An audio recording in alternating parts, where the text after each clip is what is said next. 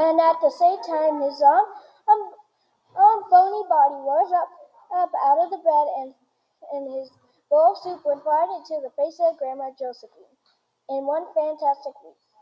This old fellow of 69 and a half, who hadn't been bed for these out of bed in these last 20 years, jumped out onto the floor and started doing a victory dance in his pajamas. Yippee! He shouted. 3 cheers for Charlie. Hip, hip, hooray! At this point, the door opened, and Mr. Puckett walked into the room. He was cold and tired, and he looked up there. All day long, he had been shoveling snow in the streets. Cripes! He cried. What's going on here? It didn't take them long to tell him what happened. I don't believe it, he said. It's not possible.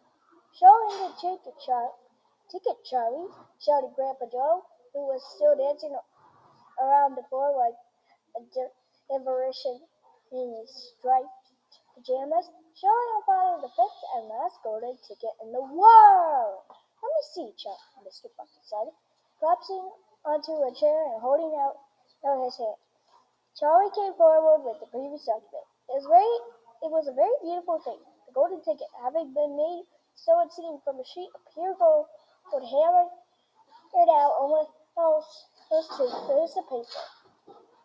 On what had said of it and printed by some clever method in jet black letters, was the invitation itself from Mr. Wonka. Read it aloud, said Grandpa Joe, climbing back into his bed and again at last. Let's hear exactly what it says. Mr.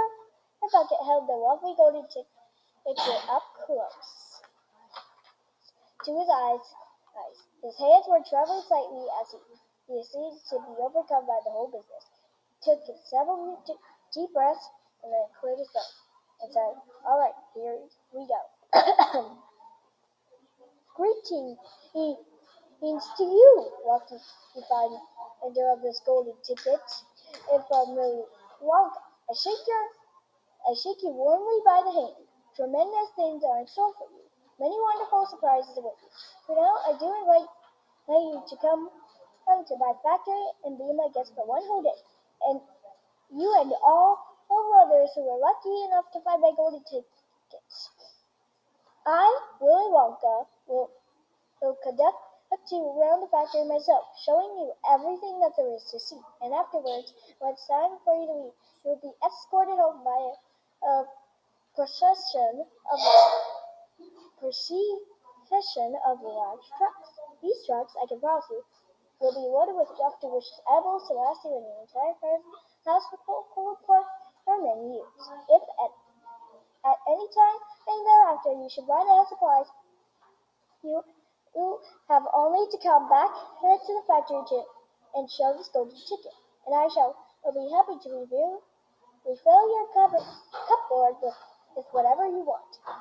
In this way, you will be able to keep yourself supplied with tasty morsels for the rest of your life. But this is by no means the most exciting thing that will ever happen on the day of the event. I am preparing other surprises that are even more marvelous and more fantastic than for you and all my beloved golden ticket holders. Which mystic and marvelous surprises will